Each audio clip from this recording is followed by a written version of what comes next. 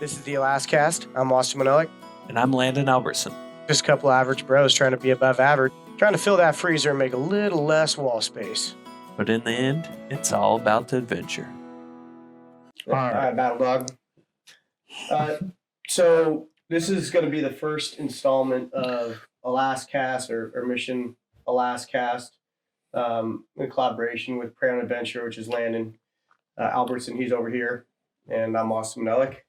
And we're kind of jumping on a podcast bandwagon here, where it's just been a while. Podcasts have came and gone, and it's just like really saturated as far as what's out there. Everybody's got one, but what we've got and what we're doing is it's a little bit different. That's because we're Alaskans. There's a couple of Alaskan podcasts, but they focus on some very experienced hunters that may or may not be on social media, and so it's kind of unique. There's a lot of really bad boys up in Alaska, really skilled hunters. And that's not the overwhelming majority though. And you can hear some of these adventures and it's like, man, do I really got to be on that type of level to find success? And I feel the answer is no, over the years, so, yeah, I'm Austin, lifelong Alaskan. And I'm Landon. I do Prey on Adventure. Me and my wife kind of just started it to share with the people back home, what life is like in Alaska. Because we're posting pictures just on our regular Facebook, and everybody's like, oh man, that looks like so much fun, your weekends and all that kind of stuff. So then we're like, oh, we want to share this with more people if we can. So that's kind of how Prey on Adventure started off, with just us wanting to share our experiences with people. Right on. And so you guys came, I guess this first episode really is getting to know each other as well, because we've done some workouts together. We've done some fishing, caught some kings. Amongst the king crisis that's happening, there's all sorts of stuff that's always changing. Alaska is such a big state, and where exactly are we at? Which problem do you want to focus on? And so there's a lot to unpack on who we are, what we do, how we get around in Alaska versus other people. And I feel like we are. I certainly feel like I'm just an average bro trying to be above average, and then sharing that story with. I've got a short but excellent memory, but a lot of these videos I look back and I'm like, oh my gosh, that was 6 years ago. And some people are like, man, some of your first videos were rough. I'm like, I don't know what I was doing, but I look back on them and kind of cherish them now, how cheesy and awful they were. But still, I was out there competing and just being a road warrior. So it's been, I've had an incredible just time in Alaska, being a lifelong Alaskan and growing up and watching it change. All these different spots that used to be good now have every other average bro that's got enough money to fill up their truck, enough money to fill up their ATVs, enough money to buy a small John boat and get to a spot. So it just seems like everything is just going further out, and then the further out you go doesn't mean you're going to get anything. Now the ATV guys are making it to the plane guys, and the plane guys complain about the ATV guys. And it's like, well, if you actually hike in right off the road, a lot of the game gets pushed right back to the road system. So it's been interesting to watch Alaska over the last 20 years, and just basically hunting and fishing and living here. So you grew up, your parents and everything got you into fishing, hunting first? How did your outdoor lifestyle start? Well, so my dad and mom, they moved up from Pennsylvania, and they were in the military. They went from Pennsylvania to Hawaii, had my brother and sister, and came up to Alaska and had me. And they just lived in Palmer, which is Palmer and Wasilla, going back and forth while we're building my mom's house now, which she lives in.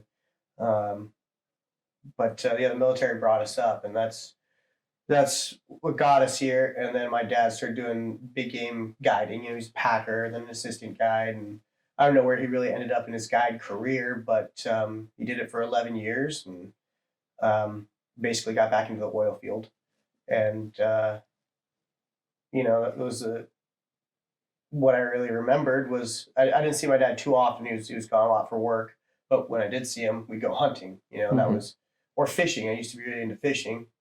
And he took me for my first hunt in Kodiak when I was 8 years old, doing black-tailed deer hunting. And after I pulled the trigger and shot an animal, I was like, oh, it's on. It's on. Yeah. So fishing kind of became like backseat, Okay. I did that to pass the time until I could go hunting. But being 8 years old, going out in Alaska, you're not doing it. You got to have a mentor, somebody who's going to willing to take you and deal with the small child that's, going to get cold, going to get wet feet, and go through those steps, So it's that's what really just got me into hunting was parents split at an early age, and then dad when he wasn't working, he'd come back, we'd spend time, but it wasn't like, yeah, we're gonna hang out and spend time at the house, or it was, hey, get your stuff, we're going on a moose hunt, get your stuff, we're going to Kodiak on a fishing trip, and then we're gonna fly from the fishing trip in Kodiak, then we're gonna go chase goats, oh, okay, cool. So that's really where it all started, and the passion for it started was right there. And how about Mission Alaska? When did that first come about? So Mission Alaska, it started basically, I knew that I wanted to make a living in the outdoor industry. And I was trying to figure out how to get a job, how to be on TV, how to film hunts. And so when I was at school, I left Alaska, graduated, met my wife, obviously, we were high school sweethearts, and then we went to college on the East Coast, and I played rugby there. I got recruited into Penn State. My brother went to Penn State, played rugby competitively for the 4 years, and in the summer times I'd come back to Alaska and do driveway asphalt maintenance, like seal coating. So I'd seal coat for money, for fuel money, and like college for beer money. And basically I'd get enough money to go out, and I'd have, $500, and that would be enough for bear trip, $250 to fill up the truck, $100 for food, and, spare parts or whatever, tire chains, anything peripheral on the adventure where like I need a little bit of cash if something goes wrong, and we need to be able to like self-rescue. So that's where Mission Alaska started. It was 2010, college. Me and my buddy gave blood plasma when we were at school. When we ran out of money, gave blood plasma, sitting there, $40 a pop. Then we go to rugby practice and just get like, you're not supposed to do much active stuff after you donate blood plasma. Blood pressure's at all-time low. Yeah, just running around. And the practices were intense. And it wasn't just, there's practice. It was lifting in the afternoon, conditioning at 6 a.m., and then there's practice, then there's film. So it was very serious. So donate that blood plasma. Or you get like a runner's high times 10 running around. Like, okay, this can't be healthy. But we did it. Yeah, we did it enough to get our first camera, Sony Handycam with like a built-in hard drive. And we had done a moose hunt. I took John out for a moose hunt, and I was like, man, we should have filmed that. This is before like smartphones. Like I still have a flip razor phone. And we did this mega moose hunt, like still just him, like, oh my gosh, that was so hardcore. Even to this day standards, like I'm mentally tough, but we shot a moose 12 miles deep on a hiking trail where it's non-motorized. And then we packed it out over a week. We shot it on the first day and spent like 6 days packing it out. We get one way and start to make our way back, camp, get to the kill site, do it for 6 days straight. Each That's day was brutal, man. man. It's brutal. So after that, I said, yeah, we need to film this for sure. And from then, the next year we went back to the same thing and started filming our adventures, and made a DVD and essentially started building a brand, like a digital brand in 2010, which I was telling people, hey, this is, digital. It's going to be digital. It's going to be digital. There still is TV, obviously, and print. It's all relevant, but man, there's free advertising. There's this this all happening. I built a brand back before digital was a thing. And it was still like, I look back on it now, I'm like, yeah, I can understand being 10 years later and looking back at this Mission Alaska brand in 2010 of like, yeah, these guys are shooting animals and they're getting it on film, cool, but these guys are like hyped up, like all time high level of energy, and like I still am pumped, you know, like any hunt, like I'm pumped. I can't change who I am, but the filming's got a little bit better and the storytelling's got a little bit better, but still learning, still trying to get better at everything I do, and tell a story, tell it right. So after I develop that, I realized, yeah, that's not going anywhere. Nobody's got dollars for digital marketing. What do I do? What am I going to do after I graduated? And I just kept kind of building Mission Alaska and drove east, my little, green machine, 2-door Blazer, like a 94 Blazer, the mean machine, drove east, and I had submitted my DVDs to all the production companies. I just kind of put Mission Alaska on a back burner. Like, yeah, nobody cares about this. Thought it was a big deal. Absolutely not. Humble ego check, absolutely. Even though it's like, this is Alaska. Look at these. Look at the caribou and the moose and the bears. Like, we're doing stuff. It's like, yeah, well, so is a lot of other people, and a lot better. And they have years of experience on TV, and they've got an audience, they've got followers, they've got impressions, or views. Back then it was views for digital. So at any rate, it was. I just kind of held on to Mission Alaska and kept doing it for fun, and built skills that would be valuable to outdoor companies and television shows. So started filming TV shows for a while. And I'll still do that from time to time, depending on the project. Just kind of took my skills from learning from Mission Alaska, and that's what I do for a living now. Alaska was 2010, so it's been a decade that I started it officially after school. And use those skills to work for other brands freelance. And so that's where I am now. I still do my own hunts here in Alaska, live here, got a family, my wife. We live in Palmer, Alaska, 5 minutes away from our parents' house on either side. And our kids can do the same thing, go to the same schools, and it all starts over again. So it's started 10 years ago, and people are like, what are you doing with it? Where is it going? I'm like, I've got no idea. I'm just sharing my passion and living life. And I would do it if it made money. I'm going to do it if it doesn't. I just enjoy the whole process of it, filming, editing, telling the story, and then having that bookmark in life where I'm like, oh, that's what I was doing. That was cool. That was a big moment for me then.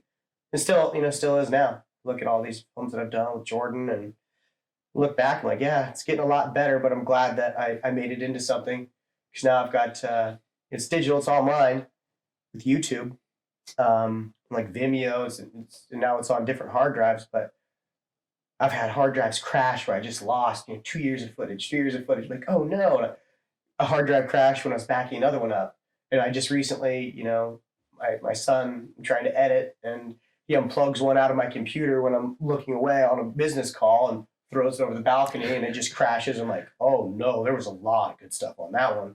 I got backups, but just kind of it's fun to be able to tell it and put it in multiple places and then take pictures, because I don't know, your house could burn down, your hard drives could go up, it may not go anywhere, but you still have like the memories of what happened. So where's Mission Alaska going? Where did it all start?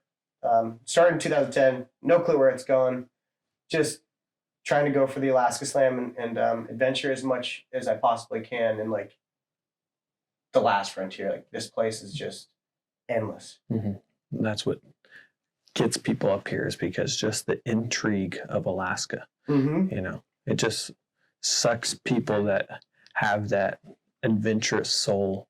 It sucks those type of people up here, because there's so much to explore and see and do, and it's like, it's the place for it, man.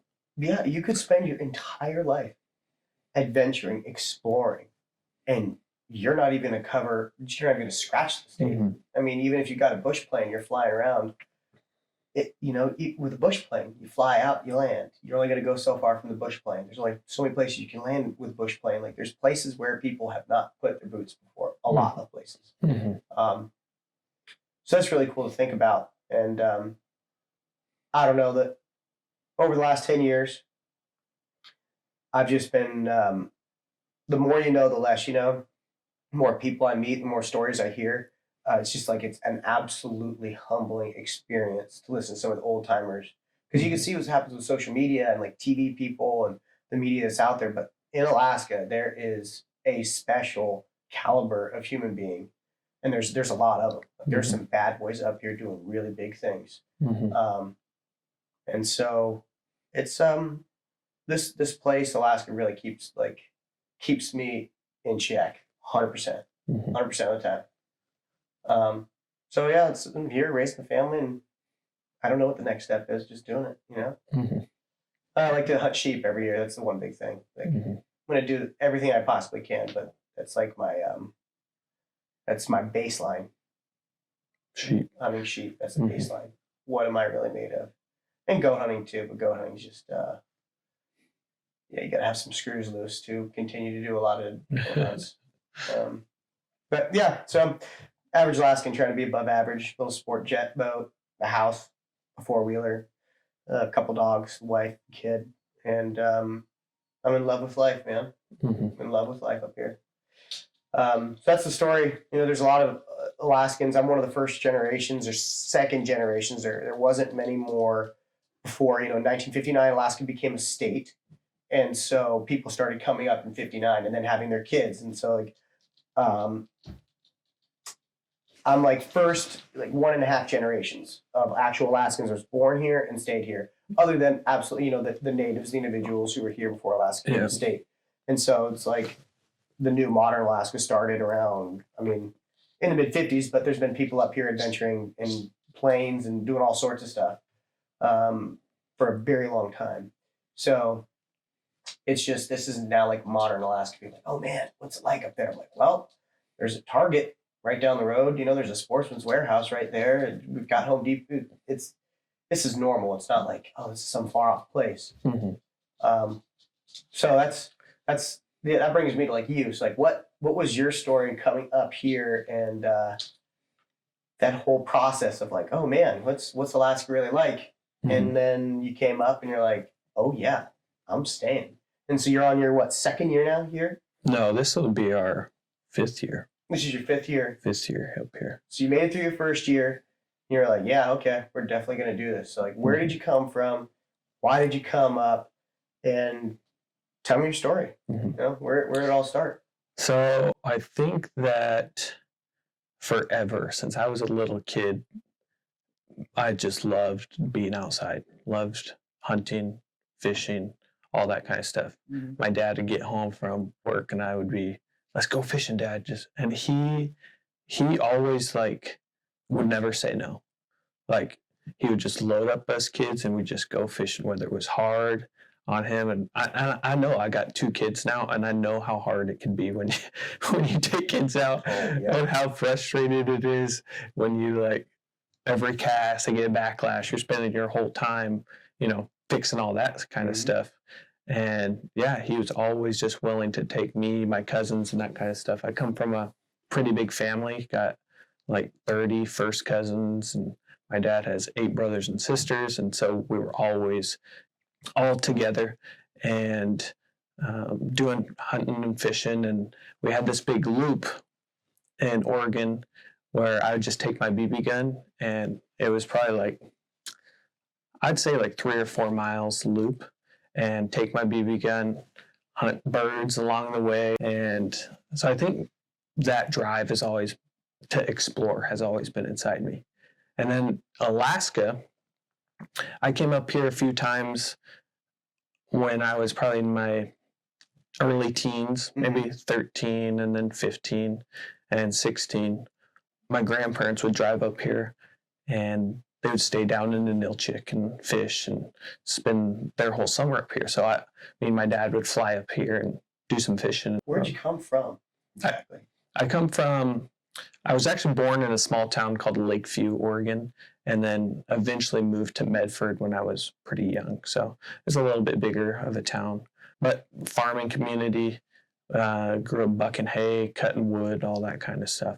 Once I got out of school, I joined the workforce and then realized, man, I could do much more than this. So then I went back to college. In college, my last year of externship is at a hospital. So I drew Providence Hospital as my externship for, it's kind of like a residency for a doctor. I actually drew Portland, Oregon, and then traded with a girl that got anchored. So I was like, man, I could spend a year in Alaska and, bring my family up here for a year, just kind of exploring. Loved it. Fished, hunted, did everything that I could, bought the non-resident, everything. Because I was like, man, is this the only year I'm going to be up here? I didn't know, because you got to be offered a job at the end, which luckily I did. So we stayed at that point. But ever since those trips when I came up when I was a teen, like Alaska always just had like a little hold of me. So that's kind of what brought me to Alaska, just that drive, to come up here. And there's so much. I remember like when I came up here, and I feel like it's probably everybody's first time in Alaska. You land here and you just look around and you're like, wow, this place just has a magic to it. And I've always loved to video stuff. Even on those like trips when I came up here, I videoed the whole trip. I have no idea where those tapes are anymore, but Tapes. Dating yourself here. They were tapes, man. They were tapes. Those just little square tapes, DV tape. Yeah. And I'd videotape our fishing trip, and I remember just driving down to Kenai. There's probably like 2.5 hours of just looking at the mountains, because you don't see that kind of stuff in Oregon. Oh yeah, I mean you've got some big mountains there in Oregon, and I spent some time going back and forth in Alaska with my wife, going to school in Portland. Mm-hmm. And those Columbia black-tailed deer, they kept me a sane man for sure. The non-resident tag, Mm-hmm. But when you come to Alaska, especially like even if you drive up and you get through and you get to Glen Allen, like right when you get through Glen Allen, you get in your gun sight and you start looking at these mountains, you're like, oh my Lord, like I am nothing. This is incredible. Like the mountains just, I say they reach out and just punch you in the face. You're just like, whoa, I'm stunned by them. Mm-hmm. So you came during the summer, right? Came during the fall. Mm-hmm. And then my question, you're like, all right, you got up, you did your externship. Mm-hmm. And you said, yeah, I'm going to stay, right? What was that? You stayed for a year. Mm-hmm. What was that like the first winter, like the second winter, like, because coming up in the summer, you're like, oh man, this is sweet. And then all of a sudden it's like, whoa, summer ended. Fall was here. Where'd it go? Mm-hmm. And now it's winter. And it's not necessarily the snow, but it's the wind and the darkness that sets in. So what was that like for you? I was born into it. You know what I mean? I didn't know any different. Summers are light, winters are dark. This is fine. Mm-hmm. But I know a lot of people come up and they deal with like seasonal depression, even more so here. So what was that like, coming up? I think it was harder probably on my wife and the kids than it was to me. In Oregon, it's the same thing. If you go to work in the dark, you come home in the dark. And I think that there's a misconception of Alaska's dark all the time for 8 months. It's like, no, we get light. It's just like you get 6 hours of it, 5 hours of it. Yeah, the sun comes up and it's already starting to say bye. She gone, Felicia. She gone. But you got to take advantage of those weekends. I think that's one thing that kept us sane is, still trying to do stuff in the winter. And that's when we got into ice fishing. It's just a blast, just getting out there. And we don't have ice fishing in Oregon. So it was brand new to me. Like walking out on the ice for the first time, like you're taught in Oregon, like do not ever walk out on the ice. Right. So and you see guys driving their, F-350s out doing roadies. Yeah, ice fishing. Like, are they gonna go through? Yeah, it's crazy. So I think that staying busy in activities is what really will keep you sane. If you just sit in the house, it's gonna eat at you. And I've always kind of had, like, I hate weekends where we have to stay in the house, whether, like the last few days it's been blowing 80 miles an hour. It's like, and the week before that, maybe 30. Yeah. And I'm like, I do not want to go outside in those situations. So I get kind of a little bit restless at those times. If I had to stay inside for a long period of time, then it would be a lot tougher. It's But good that for editing. first, Good for editing. I get a lot of work done. Get a lot of work done on those days. I think our first winter up here, it went by fairly quickly, and it wasn't too bad of a winter. So getting through that is like, oh, that wasn't too bad. And then all of a sudden, you start gaining more light. February, start gaining more light, and you're close to 8 hours. By the end of February, March, April, boom, you're back into it. You're bear hunting. You're getting ready, out there, getting the boat ready. Yeah, everything's thawing out. Yeah, for sure.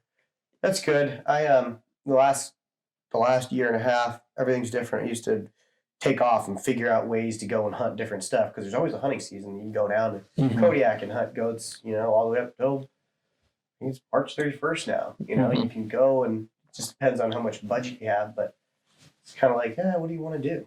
I've always gone out and explored, gone to different places. During the wintertime, going to the cabin and going to friends' cabins, venturing out, snow machining, going looking for deep paths, snowboarding, like staying busy. Absolutely. Like if you're not staying busy, like you'll go nuts here. Yeah. But like this last winter and this winter have been much more different for me. Like I actually had to join a gym instead of just doing the home gym because I got a baby now. I'm like taking a kid out in the middle of winter in Alaska. How long can you keep this little nugget warm? It's I know there's other cold places obviously, but just you want to get out. In other places you get out longer and you can do different stuff, but here it's frigid, and you take that precious little life out anywhere. I mean, it can go 0 to 100 real quick. So that's been really interesting this last year and a half for me. Is just how do I take care of this kid and recreate? How do I do this without hurting my little kid? Now I'm thinking every decision, even like social media, I'm like, man, what are people? Is this okay? Like, if other people see this, is this like really dangerous? I'm like, well, yeah, I'm in a jet boat with a kid and he's got a life jacket on. Okay, it's fine. What did they used to do? Come on, like, the Alaskan natives been, had their kids bundled up in furs, and they're obvious. It's life. Yeah. You can't change the weather. You can't. This is where we're at. So this has been a really interesting time for us and our family, and spending more time inside. And I would like to say, yeah, I'm getting more work done on the editing front or the work front, but trying to take care of the kid, it's like I can't work.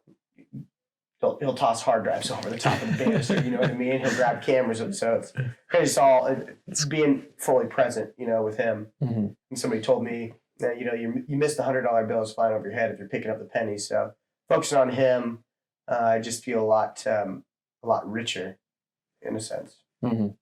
It's kind of hard learning to adjust to having taken care of this little creature that he can't take care of himself. No, he's not a dog where I can just yell at him, load up. So it's a whole different life, adjusting to that. That being said, we flew down to Kodiak with him, 1.5 years old, and we got in the beaver, flew out, went deer hunting, shot a big old buck over on Thanksgiving Day. My wife shot a buck. Well, he was on my back. You had half the day, and we did it. So that was a really cool experience. So we're learning, getting better at it. It's just it's a different game. I mean, now taking him where I want to go and I want to do, it's different, which is cool. And before you know it, like it's gonna go fast. All of a sudden, he'll be following up mountains and carrying weight, and before you know it, if I do it right, he'll be carrying me one day. So that's the good stuff, man. He'll be Alaskan. Hopefully, he stays here, leaves, comes back, type of thing. But yeah, Alaska, the lure of being here is something else. So the point of this whole podcast and us telling our stories, I'm sure we're going to be unpacking that. I mean, we could dive in and talk about all sorts of hunting stories. In our life growing up, but like you coming up to Alaska, right? You came up. you've got the non-resident license, and then you get one of these, this is the hunting regs, but the fishing regs are as equally as tough. Oh yeah. And you're looking at it, and some people come up and they're like, "Oh man, I want to go fishing. I want to go hunting. I want to do this, but I don't have. I'm $500 laying around. That's my fuel to get around the state and adventure. So I'm spending $500 to go fishing with a guide for the day, let alone a moose hunt. Here's I got 20 grand laying around to go do a guided moose hunt. Not many people have that. There is, yeah, absolutely, and that there's there's an economy for that. Like people are. They got money to go do those big hunts, and they'd rather pay for that. But you get up here, you're an average bro. Like that's what I feel like. Like I can't make that claim for you as well. Oh, I'm average. I'm way average, right? Okay, we're road system warriors, And I know there's a lot of individuals out there who can live up here, and they're like, "Man, how do you do it?"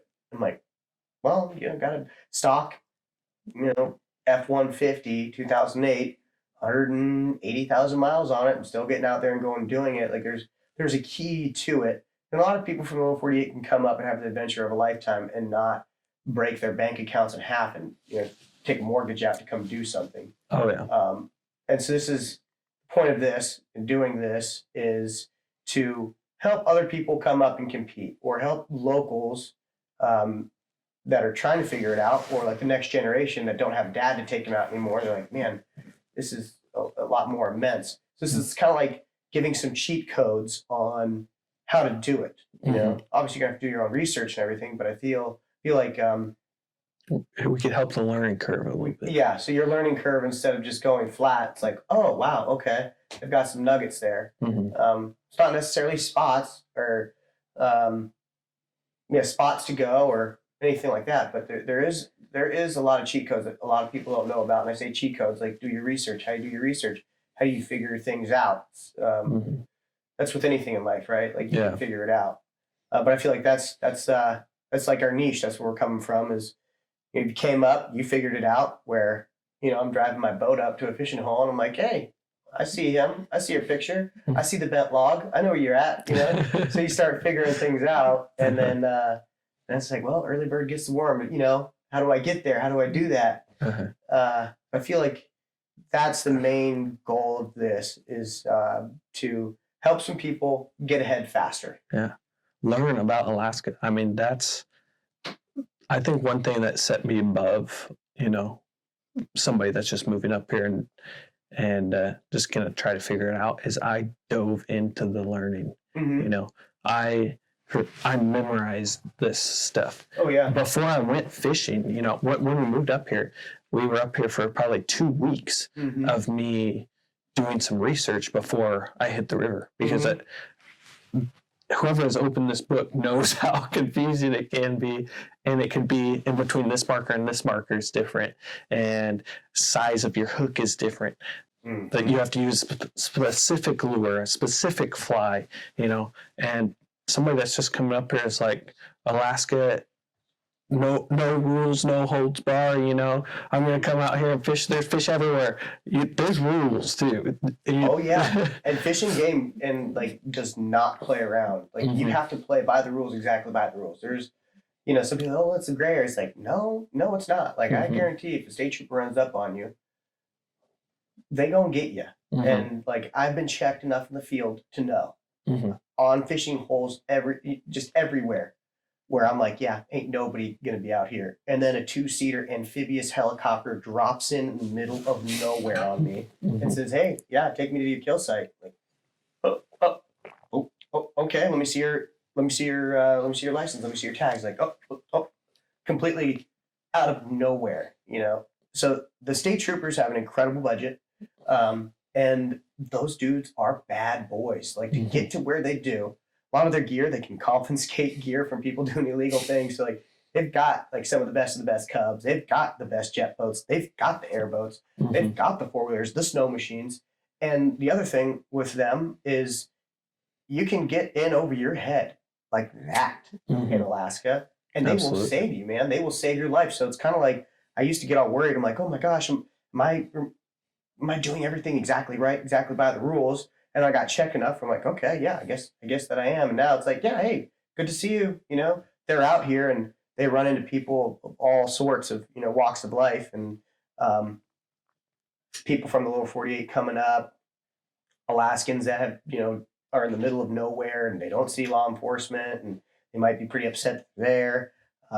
Guided hunters, guided camps. I mean, they're flying around the state, and rightfully so, man. And so, like, I used to just be worried about it. Now I'm like thankful for it, because people think you can get away with something. And it's like, dude, you can't do that, you know, and you're gonna get busted for it. And then furthermore, you shoot a sublegal moose, you shoot a sublegal sheep, or you catch too many salmon, that means it's not going to be mature next year. It's not going to be there for a kid. You're taking away an opportunity. So you just got to look at it different. And I know how, like, yeah, their reach is far, and they will find you. So that's the whole thing. Oh yeah, no holds barred. Let's go up to Alaska. I snagged this fish in the tail. I brought it in on the Russian River, the Kenai. You know, yep. Well, nobody's looking. They throw it on the stringer, and there's a vehicle over there, you know, a van, and they've got a spotting scope, and they just filmed you catch a fish illegally. Like, what are you talking about? You know, like, we're, you know. Yeah. So that's the whole thing with individuals. You come up and you can have a really bad experience, or you can have the best experience of your life. Absolutely. And it's best to do your research far in advance. Absolutely. Before you come here, before you come up and you're like, man, I'm overwhelmed. It's like showing up for a test and you're like, oh yeah, I think I remember how to do multiplication. You know, you show like, oh wait, okay, hold on. They're doing a little bit of algebra here. I got to figure this out. You know, so it's good to do your research before you come and know exactly what you're going to do and have a couple different game plans. And I think that with Alaskast and our pages and stuff, like, one of our goals is to help people have those experiences, learn from us, you know. I think that's one thing why we wanted to start Prairie Adventure too, is, you know, to help those people that come out there. And Jen could tell you countless times of how people at the Russian River, which is a river down on the Kenai Peninsula, Classic. It's a classic river, but people will come up and they're like not using the right gear, not using the right technique, throwing a, you know, treble hook spinner through there. And Jen could tell you countless times of how I've like go about those people, not telling them, hey, dude, you're doing that wrong. What are you even doing up here? But educate them. I've pulled lures out of my pocket and said, tied them on, showed them how to do it, you know. Right. Not because necessarily I want them to, you know, I don't want them to get into trouble, but I want them to also have that experience, you know, of doing it the right way and fighting the salmon, man. Yeah, there's nothing like it. Well, that's, you know, like, and what you're saying is, even though like the Russian River, you got combat fishing, you have like Alaska's, where a lot of the places that we go, obviously I don't got a super cub or anything like that, where I can fly out to, you know, no-name river and yard in schools of fish, fresh fish that are coming in from the mouth. It's like, I'm not going to have that experience. I should pay for it. And some of those people, you know, live here, lifelong Alaskans, and they've got a different experience. Me, I don't belong in an airplane. Maybe in the back seat, like to go places. Don't believe that I belong flying. But the Alaska way, you're hooking people up. Like, you pro staff them, you know, you're like, hey man, hold on, let me help you out here. Like, this is, I'm not trying to tell you what to do, but like, I've got some hooks. There's a technique. Let me show you something. Like, here, use my rod. I just caught my limit. Use my rod. I'll show you how to do that. And then, man, here's 40 feet of leader. This is how you tie it on. This is the setup. Here's the hook. Here's the hooks that I got in my pocket that are left. You know, here's some weights. If you don't got the right weights, if you don't have the right drift, you're not going to be able to floss them. You know, like, so that's the Alaskan way. And now it seems we can get into this more as we go, but there's a lot of competition now. There's more people, more bad boys with more dollars going out, going further. There's a lot of conflict. There's a lot of running into not just fishing spots, but a lot with hunting.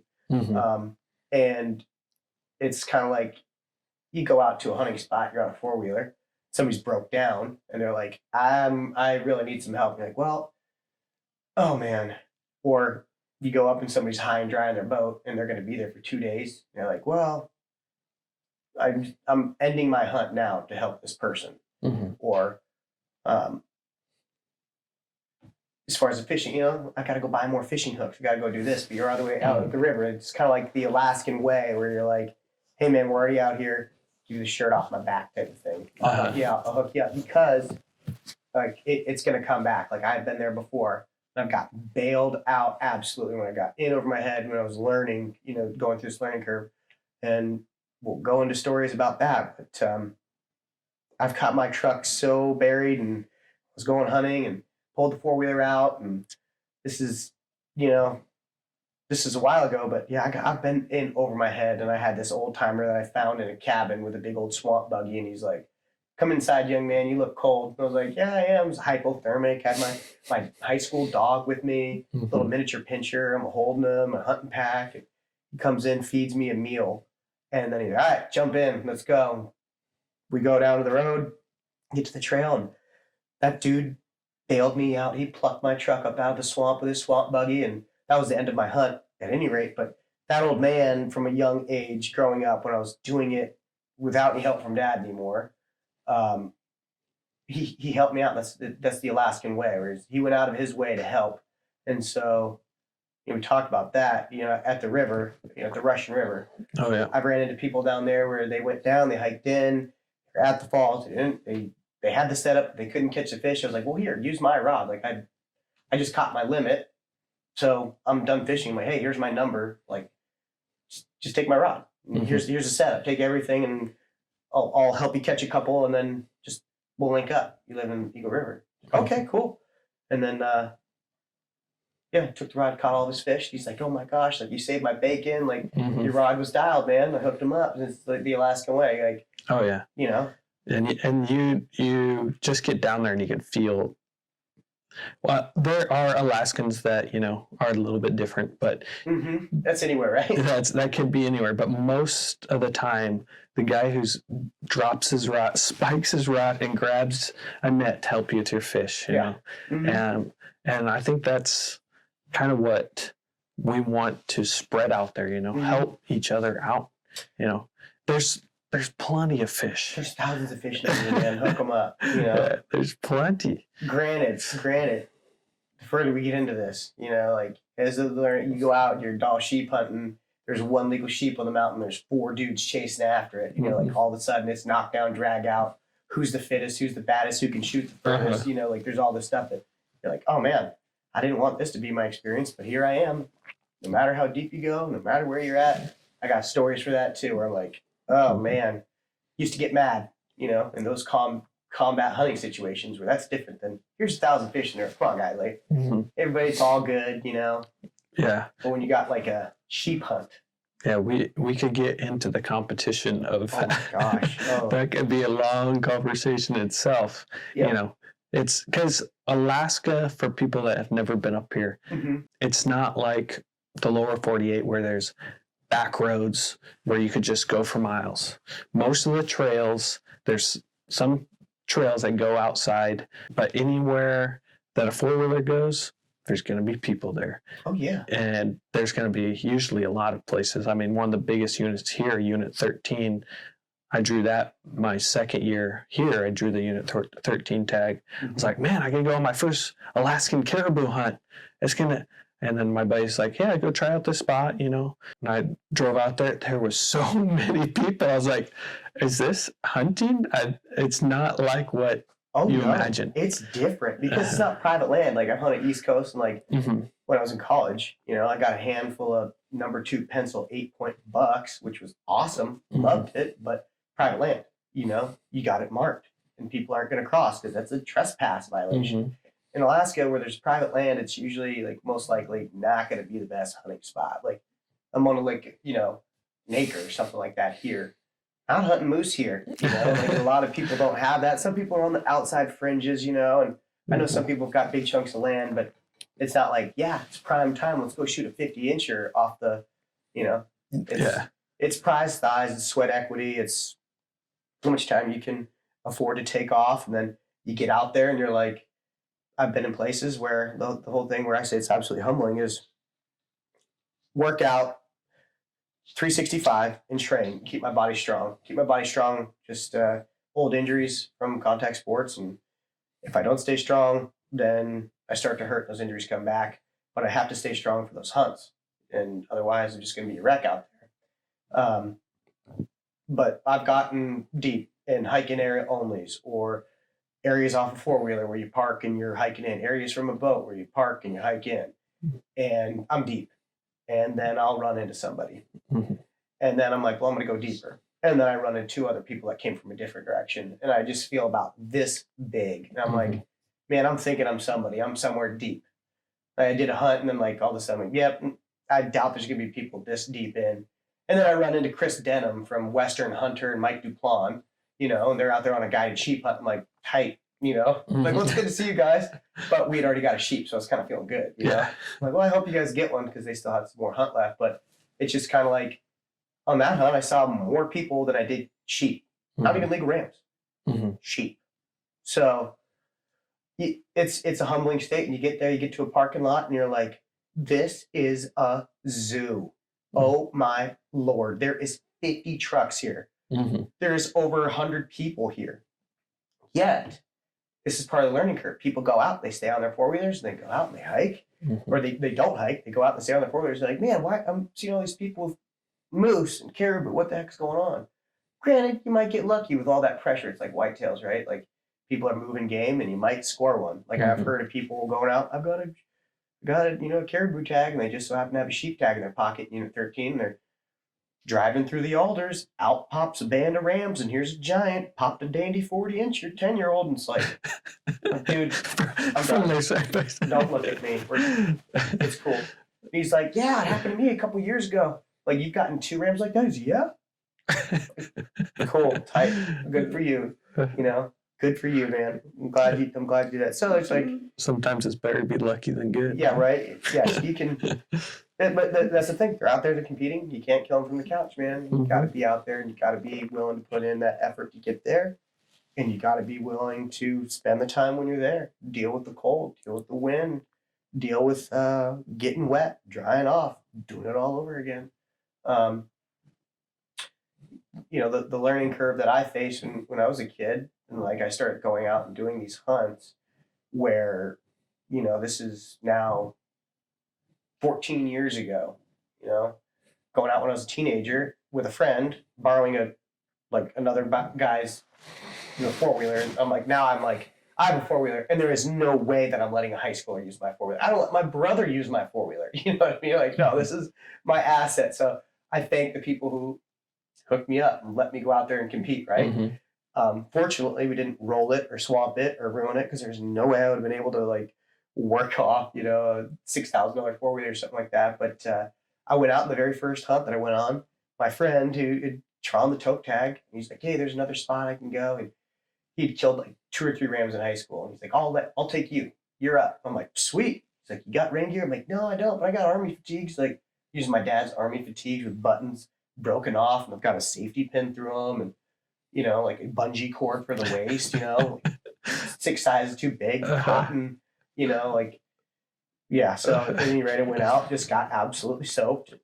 He luckily had given me a like a rain jacket. It saved my bacon 100%. It got wet, it got soaked, but it dried out faster than the cotton did. The cotton never dried.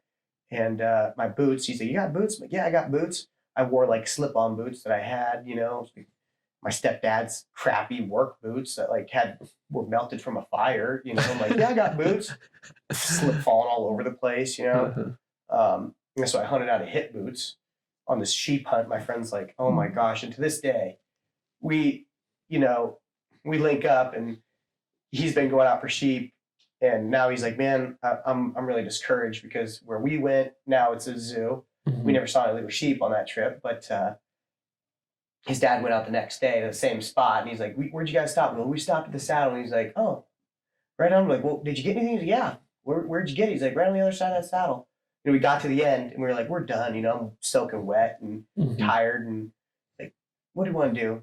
Let's turtle. Let's go home. Like little boy stuff. It's little boy stuff. I look at it now. We're thinking we're doing something, just soaking wet. I didn't complain. Ryan's like, dude, to this day, you didn't bitch, you didn't complain, you just did it in hip boots too. I'm like, hell yeah. I was like, loved it. It was accurate, you know. Now you got like every brand is making some quality gear. And I'm like, oh, I'm rocking Kuiu. I'm like, yeah, I don't care if I dive into a river. I'll get out and get dry and be okay. It's going to be fine.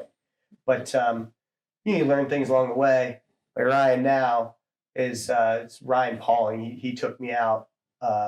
And so I've made a living at hunting one way or another, you know, in shooting on the outdoor trade industry. And I've had a good slew of success with all sheep now for a while. And now we're talking and he's like, well, so what's going on with these sheep? You've been killing sheep lately. What's going on? This is my experience. I'm like, well, you're in unit 13, you know, you can't kill them from, you know, you can't kill them from the couch, obviously. And he goes out and you see a lot of like rams that are almost there. And he showed me pictures. It was like, that one's legal. He's like, no, it's not. I'm like, that is a legal sheep. That's a 9-year-old. That's full curl on that side. He's like, man, you know, and he knows what he's looking at. He's a hunter, but just the game has changed. Because back then you didn't have to get it full, you know, you didn't have to get your ram sealed. You know, all of a sudden now you've got to go and every ram gets taken in and everybody's like pucker factor on, is this ram legal? And that's another thing that, you know, as far as Alaskast and my learning curve and how I could like help some people shoot sheep or find bears, find a spring bear spot. It's not like I'm, you know, a pro or anything like that, but this is how I found my own spot. This is how I found success. And I look back at some of those other sheep hunts where I was like, okay, made the right decision. Those rams may not have been full curl, but then there's a few of them that I'm like, I should have shot that ram. I didn't know what I was doing. I was looking at illegal sheep and somebody else probably shot him, which is good. It's better safe than sorry. But yeah, absolutely. That's part of the learning curve. Like this year, I shot a 10-year-old sheep, one of the highly contested spots right off the highway where I was hiking to my spot. And I look up, I'm like, there should not be sheep right there. But everybody pushed him back out to the front face right next to the highway in the canyon. I'm like, no. People had seen this ram. 7/8 curl, not full curl. I got up to him. I know how to age him now. I know the cheat code because I spent time with ADF and G. Chris Brockman going in there and just bugged him for probably 2 weeks, but not 2 weeks straight. Like I'd go in, look at rams, always bug him. And he always gave me the time of day. And I learned some things that I'm like, oh, okay. Now the light bulb goes on. I'm like, easy. Like that's a legal ram. If I see a picture, I know. So that's another part of this whole thing is sharing what I know. And if it helps somebody, cool. A lot of the stuff is going to be redundant for the pros, the guys who are up here really doing it. The silent giants, you know, the people you don't hear about that are on social media, they're not on social media, that have been doing it for like 40 years at a very high level. Oh, yeah. 55 years old, 60 years old, 65, still plucking giant rams. You're like, dude, how do you do it? How do you do it, sir? So there's, I mean, obviously credit's due.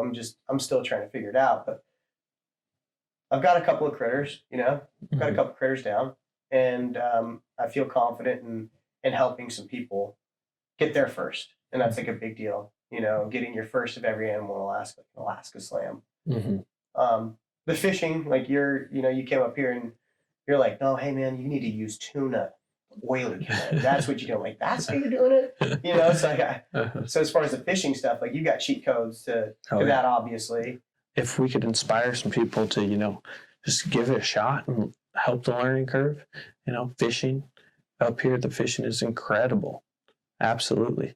It's hard though at times. It's not like every time a limit out in every spot, you know, it's not like that.